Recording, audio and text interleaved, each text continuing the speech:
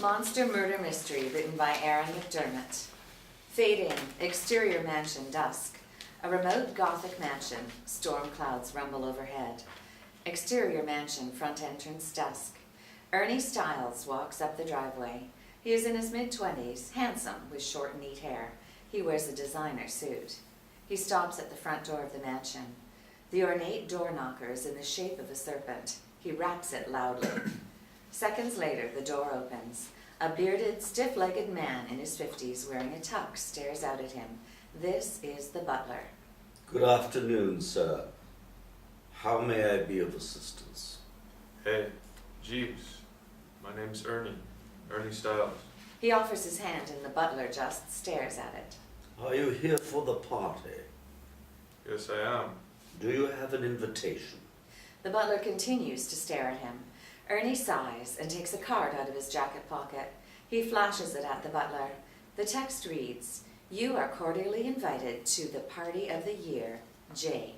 Happy now? I ain't no gate crasher. As you say, sir. Please come inside. Ernie steps inside. The heavy door slams closed behind him. Interior mansion lobby dusk.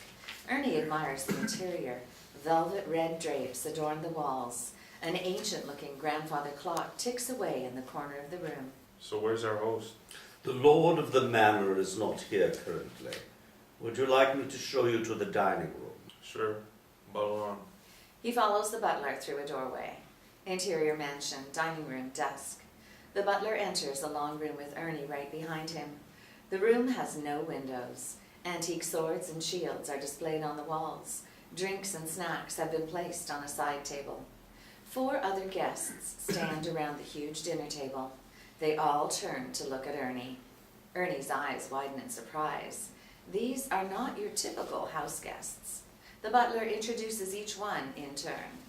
May I present from Winky Country in the land of Oz, the Wicked Witch of the West.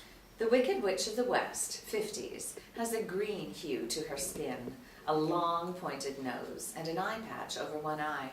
She holds a broomstick in one hand. She points her finger at Ernie. Did you drop this house on me?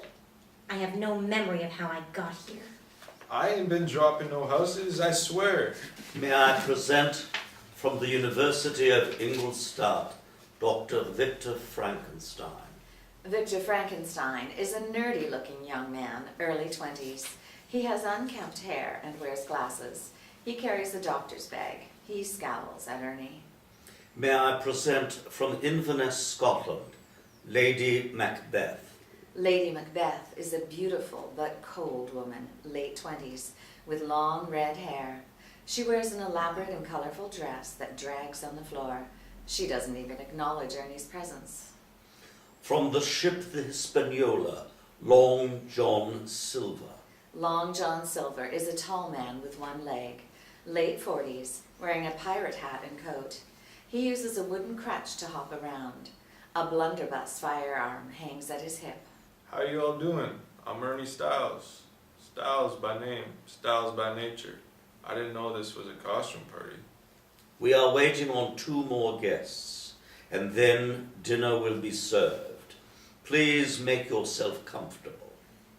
Yeah, I could use a drink or 2 or 3 right now. Ernie immediately helps himself to a glass of wine while the butler exits. Ernie walks over to the Wicked Witch of the West, already on his 2nd glass.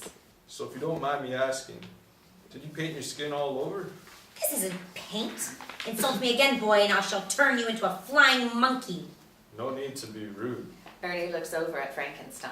You are a doctor, huh? No offense, but you don't look old enough to have graduated medical school. Frankenstein answers in a curt, Swiss-accented voice. I excelled in medicine from a young age. Frankenstein places his bag under the table. He grabs a drink. I was told there would be other great minds of science at this gathering.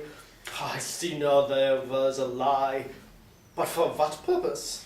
Don't ask me. I'm just here for the drinks and the woman. Frankenstein laughs in disgust. Women are a waste of time.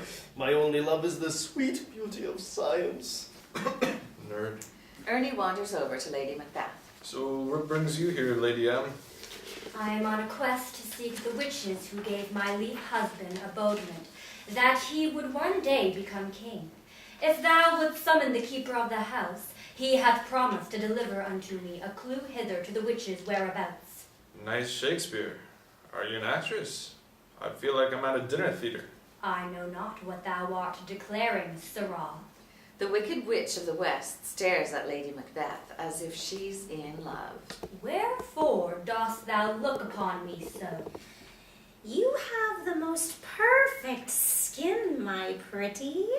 What I wouldn't give to have it. Frankenstein leans in close to Ernie. I'm no psychiatrist, but these females seem to be under the delusion that they are fictional characters. Thankfully, we men are immune. I hate to break it to you, Frankie, but I think you might be made up too. Preposterous! Long John Silver hops over to Lady MacBeth. You know, fiery redheads be my favorite. He reaches up to stroke her hair. She knocks his arm violently away. Touch me not again, oath, lest I take thy arm to match thy missing fork. Charming. Do any of you know who our mysterious host be? They all shake their heads. Frankenstein drums his long, delicate fingers on the table impatiently. Silver chuckles. Something funny, a pirate? I was just thinking that I could tell by them womanly hands that you've never been at sea. How dare you!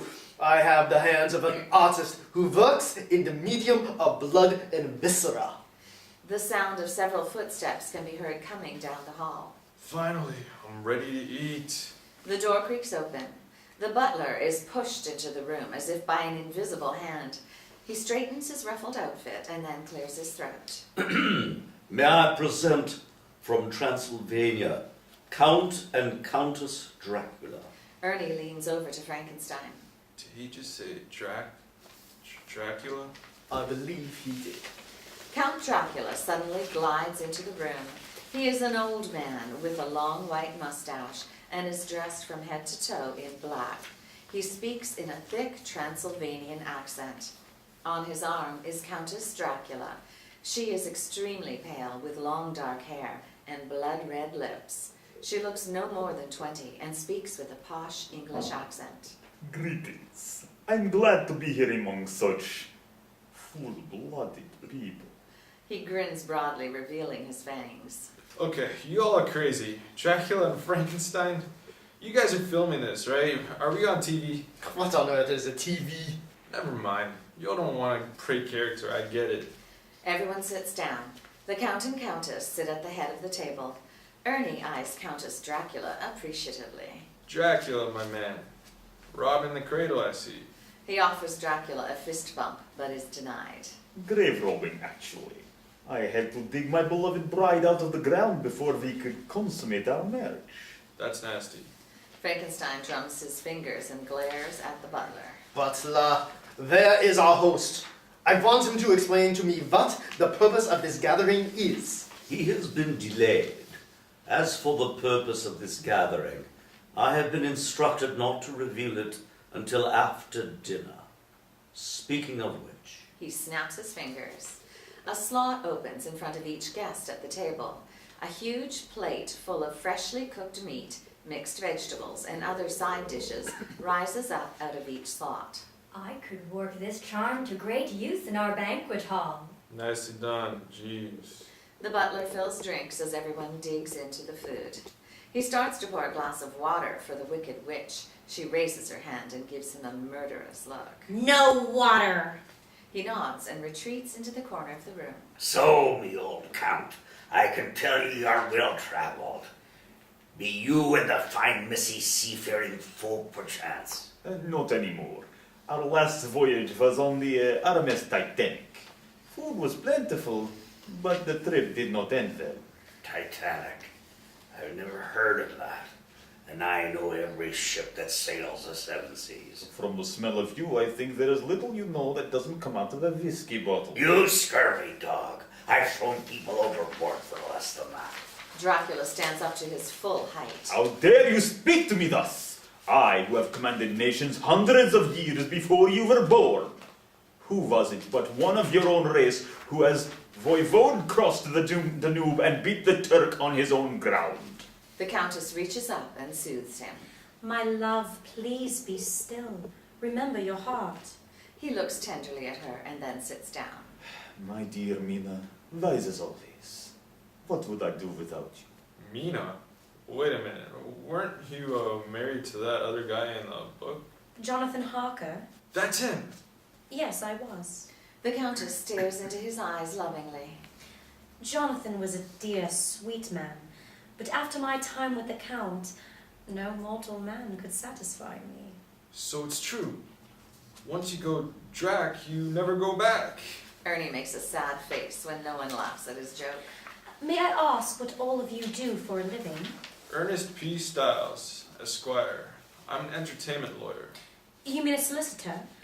Frankly, I don't see what could be entertaining about that. Jonathan's work always seemed so dull.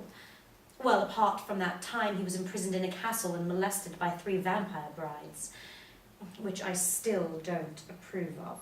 How many times must I tell you, my beloved, concubines were considered a necessity in my time? I myself like to rob, pillage, and commit mutiny. It's good, honest work.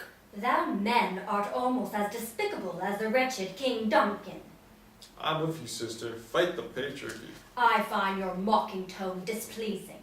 How wouldst thee like to be beheaded? May I claim the braid? Getting a little into character, aren't we?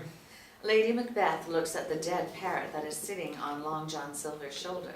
Why dost thou have that awful thing on thy shoulder?